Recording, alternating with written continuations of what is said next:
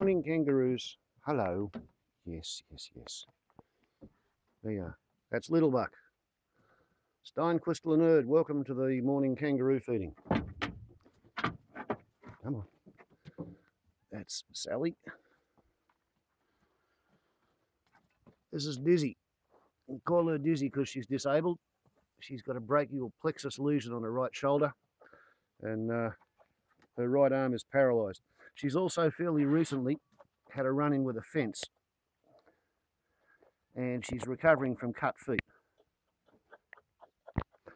This fella over here, we call him the Kangaroo because he's built like a bloody gorilla.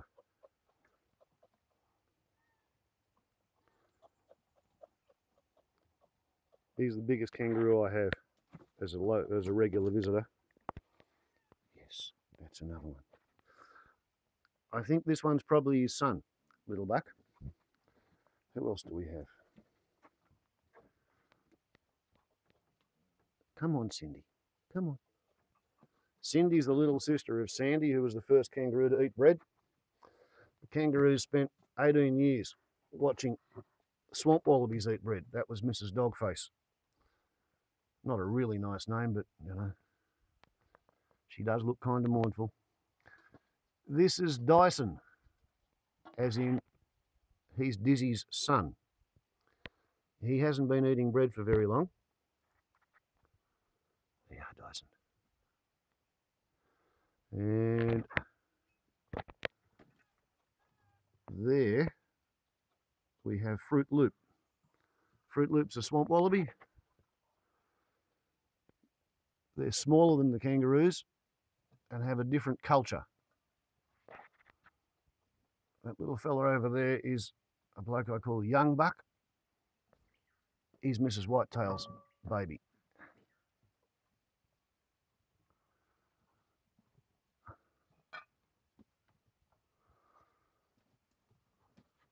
Little Buck, the fellow who come up on the veranda, he's Mrs. Dogface's son. A fellow called Ben Don asked me, here we go, here's Little Buck, asked me how I keep track of them. Well, they all have different faces and they have different personalities and they use different body language. Hello. Look, see, there's a piece down there. Look. They can't actually see directly in front of them. They locate stuff by smell. There's an area about that far in front of their nose where they just can't see.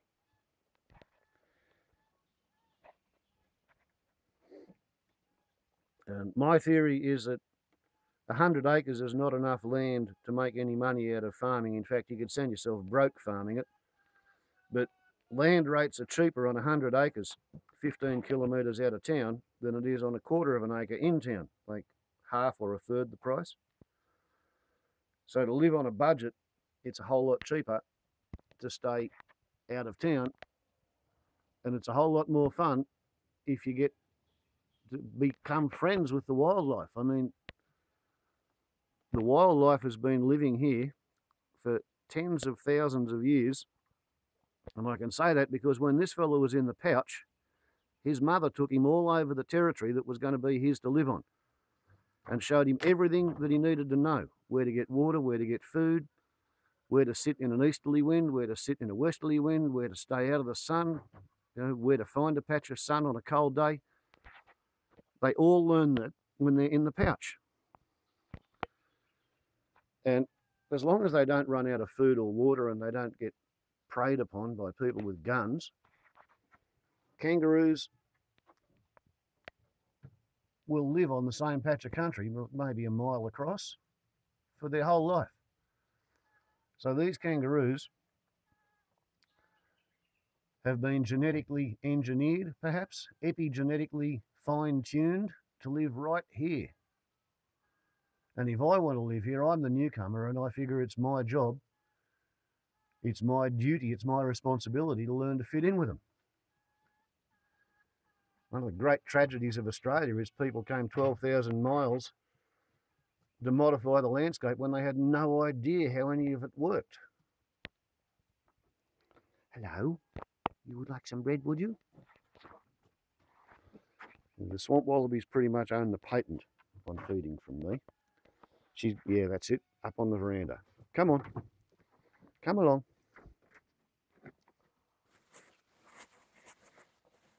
It's Fruit Cake who's up on the veranda. Here we go. Come on, that's the girl. Yes, yes. You're a good girl, aren't you? Let me get a good shot of you. We're talking to a hillbilly in West Virginia, Steinquist Lynerd. Steinquist Lynerd chooses to be a hillbilly. I mean, she was lucky enough to be born and raised in West Virginia, but she's smart enough to have figured out that towns and cities are feedlots for humans, whereas hillbillies are the last free-range people on earth.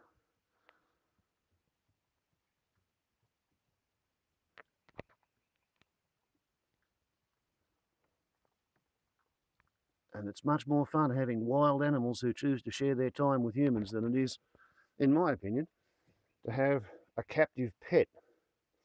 Something that's completely dependent on being friends with a human in order to get everything that it needs to stay alive. This big fella here, he doesn't actually eat bread, and it's taken him about a year to tolerate the idea that all of his does and all of their joeys, they all do come over and eat bread, or at least the ones that live around here, because I only see him maybe once every 3 months or so. The big bucks, they tend to have a larger territory. Come on, yes, yes. Oops, I should have zoomed out for that. So yeah, as Laura Lula said, I have kangaroos, or at least the kangaroos have me.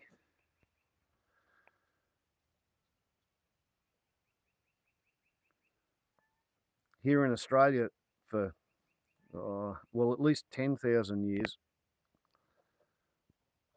the religious belief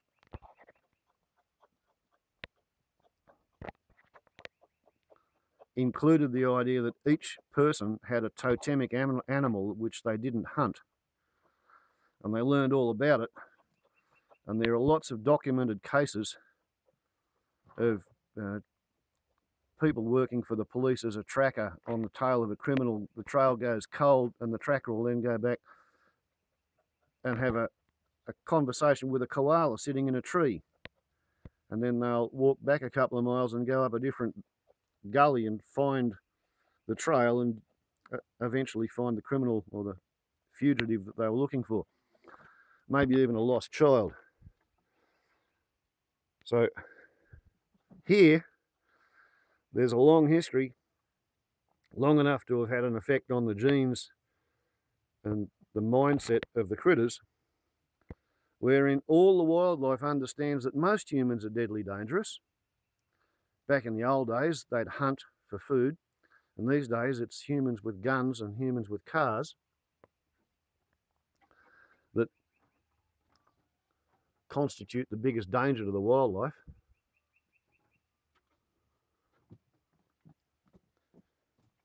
But all the animals also understand that there are some humans who are really good value, who are friendly, and there are some places where the animals and the humans tend to meet up. So when I first came up here to live, it was Fruit Cake's great-grandmother or great-great-grandmother who saw the birds eating my thrown out bread,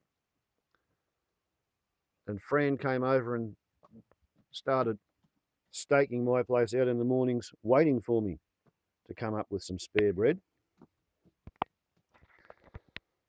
And the Joey in her pouch, Fran too, she also hung around in the mornings. In fact, Fran too showed up for breakfast every day for 11 years, every time I was up here for 11 years.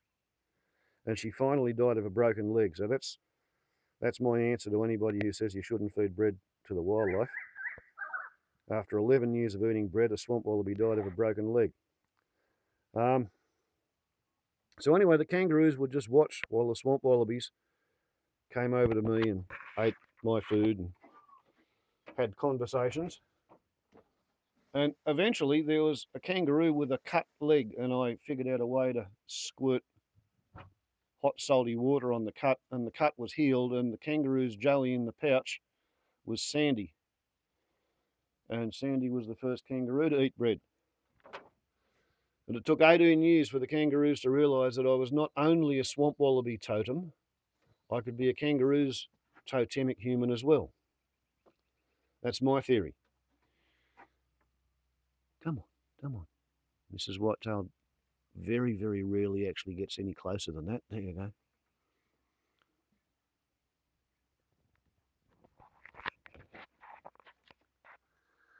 So my theory is that at the moment, the swamp wallabies and the kangaroos and the bowerbirds and the chuffs and the currawongs have all decided, oh hello, that's yep, fruit cake. As I said, you know them by their body language and their habits. Come on, that's it, yes, yes. Her mother, Fruit Loop, would not come in like that.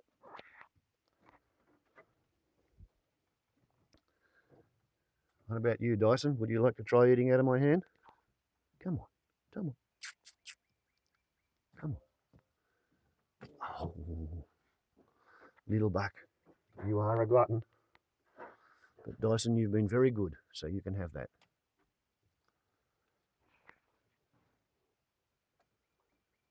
It's on the ground, Dyson. It's under your foot, mate. Under your right foot. That's it. Under your heel. Look down, sniff down.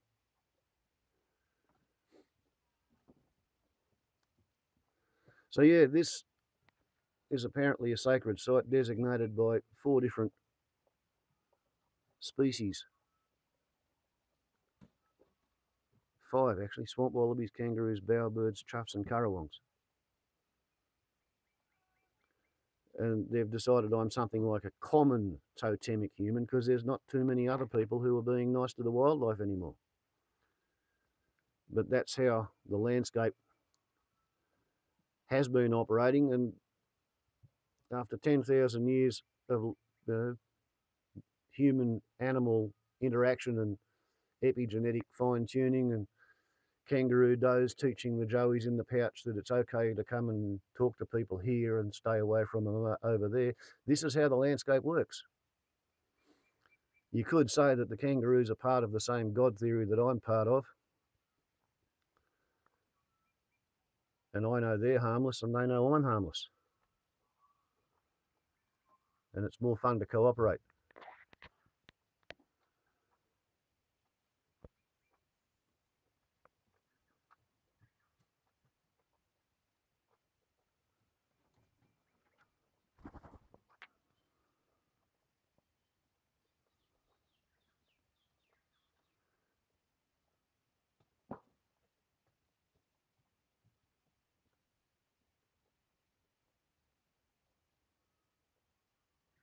See how he's got a different shape to the bridge of his nose? To little buck here. Different father, different mother. So it's just like children in a kindergarten. You can figure out which one is which because they're all different individuals. Ciao. I'm on the upload limit.